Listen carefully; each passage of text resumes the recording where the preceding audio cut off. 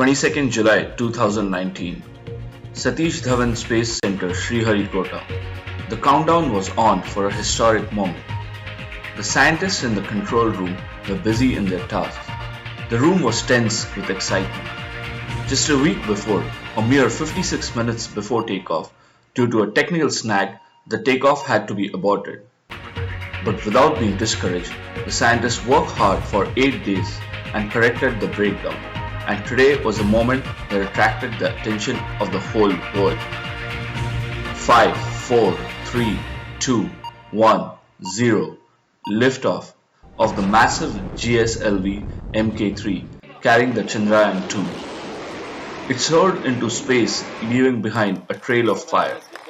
The deafening applause inside the control room was acknowledged by proud Indians all over the globe, and the history of India's space exploration rolled in their minds. When the Vedic man began to observe the nature around him, he was most attracted to the immense sky spread overhead. The mysteries of the planets and stars, shining in the darkness of the night, began to challenge his investigative intellect.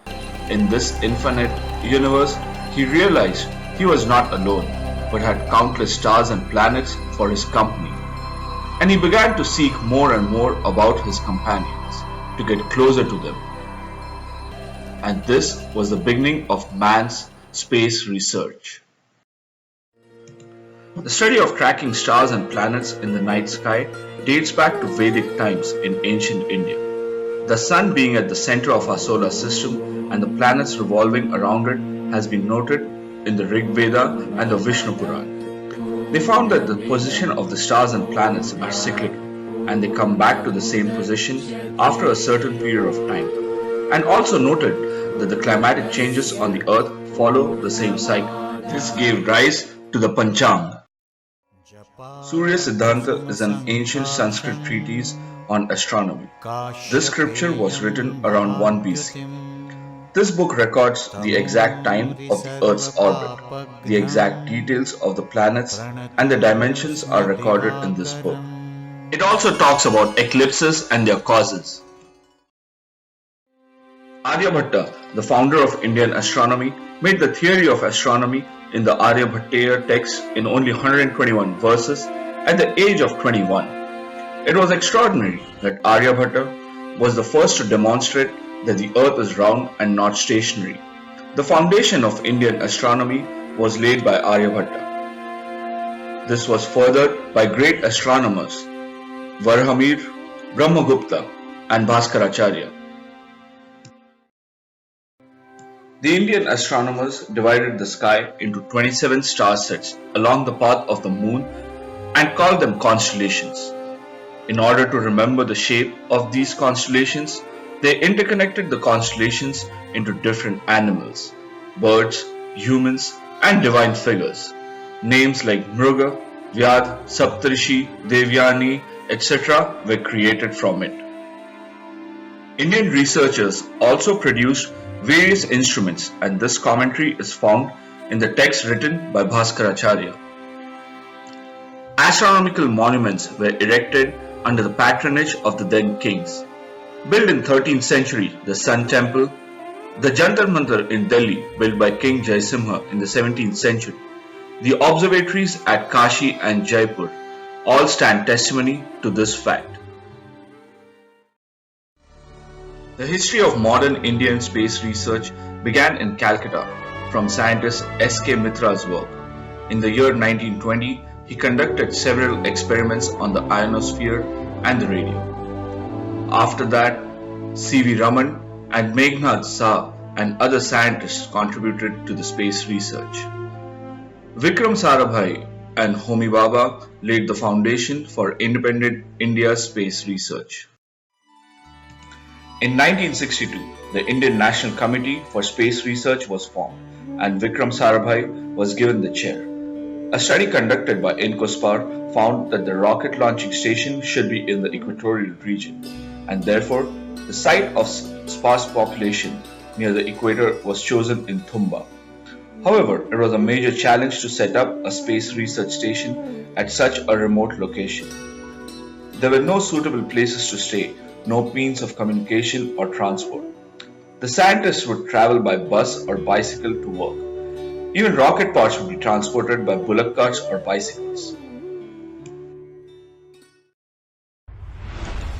In January 1963, India's premier space research facility and office started from the St. Mary Magdalene Church in Thumba. The Nike Apache rocket provided by NASA was assembled in that church. 21st November 1963 was decided as the date for the launch of this rocket. While placing the rocket on the launch pad, the hydraulic crane developed a leak. Eventually, the heavy rocket was manually lifted and placed in position. At 6:25 p.m. on that eventful day, the Nike Apache was launched into the atmosphere, and that launched India's voyage to the stars. Baba and Sarabhai could not be satisfied by only flying rockets imported from abroad. On January 1st, 1965, in Thumba, the Space Science and Technology Center was set up with the aim of making artificial satellites in India and also rockets to launch them into space. Following this, on the Independence Day of 1969, one major body controlling all space programs in India came into existence, ISRO. 50 years ago, the organization that was set up in the southern tip of India in Thumba has now spread across many states of India. Headquartered in Bangalore, Vikram Sarabhai Space Center in Thiruvananthapuram, the Equatorial Rocket Launching Station in Thumba, the Satish Dhawan Space Center in Sriharikota, and the U.R. Rao Satellite Center in Bangalore are some of the prominent facilities of ISRO. On 19th April 1975, Aryabhatta, the first Indian-made satellite, was launched from a Soviet Union launch site. Thereafter, in 1979, Bhaskar 1 and in 1981, Bhaskar 2 were also launched using Soviet rockets. Autonomy in launching was also critical, and so ISRO focused its efforts on developing the SLV-3 rocket. Under the leadership of Abdul Kalam, on 18 July 1980, India successfully launched the Rohini satellite using the SLV-3 rocket. The SLV-3 had a capacity of carrying a payload of 40 kilograms and reaching a height of 500 kilometers. Then, the ASLV launcher was flown in 1989 to install a 150 kg satellite into a geostationary orbit. Research continued to create a rocket launcher capable of lifting the maximum weight and reach the maximum height into space. The subsequent PSLV launchers were a feather in ISRO's cap. Not only Indian satellites, but ISRO also launched satellites for various other countries.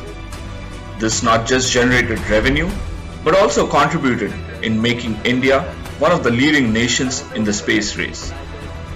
This launcher can launch multiple satellites in geostationary orbits in one flight. On 15 February 2017, India set a world record by successfully launching 104 satellites from a single rocket. The GSLV launcher developed by ISRO after that could carry a payload of 5 tons.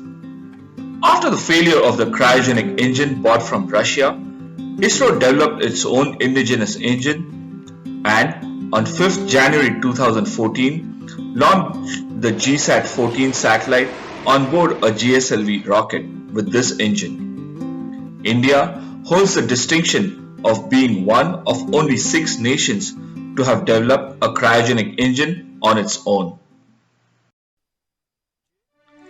GSLV Mk3, the most advanced launcher in the GSLV series, was created for Chandrayaan-2 and the later planned manned missions. The first flight was successfully completed on June 5, 2017. India is one in 6 countries in the world with the capability to develop and launch satellites on its own. From 1975 till today, India has created 115 working satellites for telecommunications, broadcasting, weather forecast, and other activities. 62 of these have been launched by India. Apart from this, India has also launched 303 satellites for 33 other countries. The multiple successful satellite launches boosted the confidence of ISRO, and far-off destinations beckoned them. On 22nd October 2008, Chandrayaan-1 was launched, and on 14th November, with the tricolor on its four sides, the Moon Impact Probe was intentionally crashed onto the Shackleton crater in the lunar South Pole. India became the fourth nation to have its flag on the moon. Mangalyaan was India's first foray into interplanetary missions. It was launched on 5th November 2013. On 30th November, using the slingshot method, Mangalyaan was set in a trans-Mars injection orbit towards the red planet. After a 298 days transit to Mars, it was inserted in the Martian orbit on 24th September 2014. This made India the fourth nation to reach Mars and was the first nation to do so in its maiden attempt. The Mangalyaan mission, which was completed at a mere 450 crores, proved to be a successful expedition at the lowest cost by making full use of available resources. The subsequent Chandrayaan-2 mission. The mission made possible by over 10 years of extreme hard work and focused research by the Indian scientists. After completing 15 important stages, the Vikram lander and the Pragyan rover will soft land on the moon. The orbiter will continue in the lunar orbit. After the United States, Russia and China, India will be the fourth nation to land a rover on the moon. The question is often asked if a country like India should spend so much on space research. However, it should be remembered that the tools needed for modern age facilities like television, mobile telecommunications, GPS, security of the country, and weather forecast have been made possible only because of the space research. For the Chandrayaan-2 mission, along with the project director and the campaign director positions, there are numerous women who are sitting shoulder to shoulder with their male counterparts. The chairperson of ISRO, K. Shivan, is a farmer's son.